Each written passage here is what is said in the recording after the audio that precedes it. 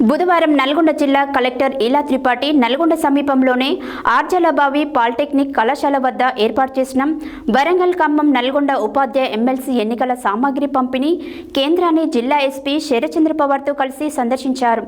ఎన్నికల సామాగ్రి పంపిణీ ఏర్పాట్లను పర్యవేక్షించి పోలింగ్కు నియమించిన సిబ్బందితో మాట్లాడారు.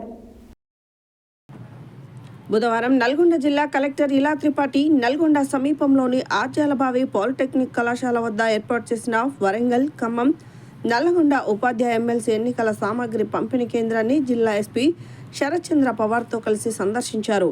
ఎన్నికల సామాగ్రి పంపిణీ ఏర్పాట్లను పర్యవేక్షించి పోలింగ్కు నియమించిన సిబ్బందితో మాట్లాడారు.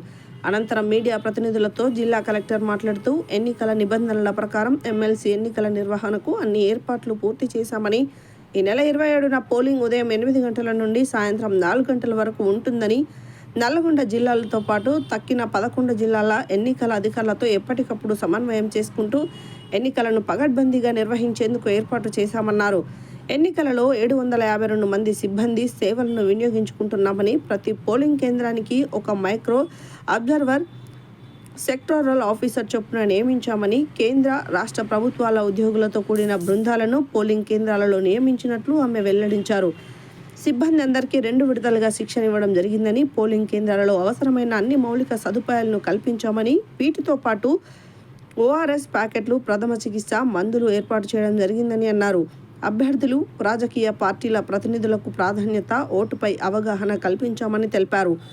ఓటర్లు కేంద్ర ఎన్నికల సంఘం అనుమతించిన 12 గుర్తింపు కార్డులతో ఏదో ఒక దాన్ని చూపించి ఓటు వేయవచ్చని అన్నారు.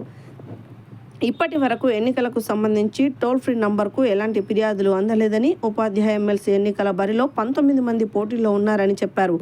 నల్గొండ జిల్లాలో 37 పోలింగ్ కేంద్రాలుండగా అందుకు సంబంధించిన అన్ని ఏర్పాట్లను పూర్తి చేశామని ఆమె వివరించారు.